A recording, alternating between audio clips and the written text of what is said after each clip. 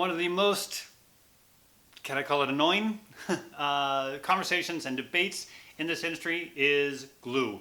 I know, you are really excited to have a conversation about glue, right? Yeah, nobody is. But it's actually a big deal in the instrument world.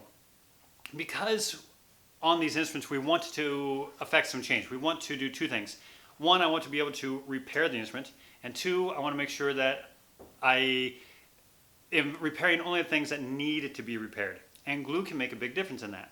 So fingerboards, nuts, the bouts, the neck joint coming in on this, all of this is glued on with hide glue. And hide glue it's an animal-based glue, mostly made out of dead horses and other animals, and it's a bone residue glue. I know it's gross, sorry, but it's what it is, and we've been using it for centuries. The really good aspect of hide glue is it holds quite well, but not tremendously well.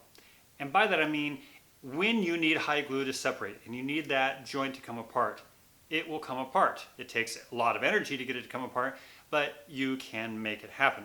And that's where wood glue, where we now have these new wood glue products, that's a white glue, kind of like an Elmer's glue, or this stuff is kind of a yellowish color. But this wood glue, I tell you what, that stuff is permanent. You have to work so much harder and get the instrument so much hotter, the wood so much hotter, in order to get those glues to be malleable and stretch at all to get them apart. And then even when you do get that stuff apart, if you can get that stuff apart, getting it clean is next to impossible. So wood glue is permanent. Hide glue is not permanent, and that's a good thing. We want to be able to separate the glue out. Now, hide glue comes in two different forms. We've got Titebond and hot hide glue, all right? So hot hide glue, we start with flakes, and then when we heat it up and we melt it down into other chemicals, you can see this stuff kind of becomes this gelatinous, gluey stuff. Now this is cold right now. It's not glue. It's not going to work at all. Instead, what I do is I put this into a water bath and I warm this up to a very specific temperature, and that takes time. And I'm going to spend that time and all this gear. So I've got a little stove. I've got my pot with my jig to be able to hold this jar in just right, and to where it's only this much of that is in the water, not all of it in the water.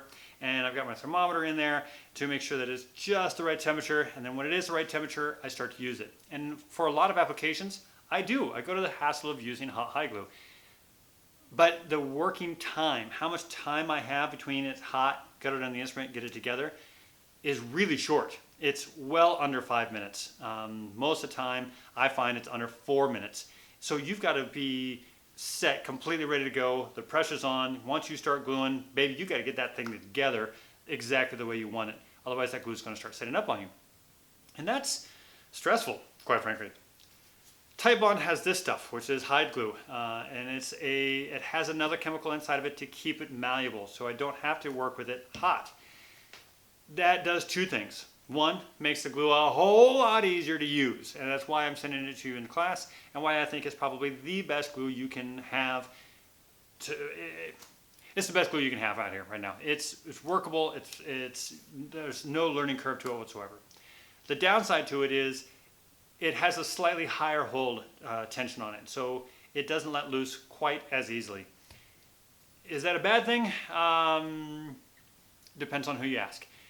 The reason it would be bad is when wood is expanding and contracting, and it gets to the point where we want that seam to break, we want the glue to break before the wood tears. That's the argument, is that this stuff could be too hard and won't let loose, and the wood will tear. I see that. I've been using this stuff on school level instruments. I never use it on high-end instruments, but on school level instruments I've been using it because it's just faster. For a lot of years now, probably 14, 15 years now, and I've never once had a problem. I've never once had some of the repairs that I have done cause a rip in the wood. Never had it. The glue has let loose because some instruments are just really prone to expansion and contraction, so you see them every year. And I've never had this product cause me problems. That's why I'm more than confident sending it to you. I tell you all this because the argument is out there. Some people say this is the devil's sauce, and then the only option is hot hide glue. And hey, more power to you, baby. Good for you, great, go on. Me, I want to get the results I want in a consistent way with as much time savings as I possibly can. And that's why I'm teaching you how to use this hide glue instead of hot hide glue. I don't even touch hot hide glue in this course. You gotta be an uber nerd to be at that level to where you're gonna gear up with all that stuff. So I just want to be honest with you and say this is a thing in the industry. People are arguing about this. I just don't think it's that big of a deal. So there you go. There's my 2 cents.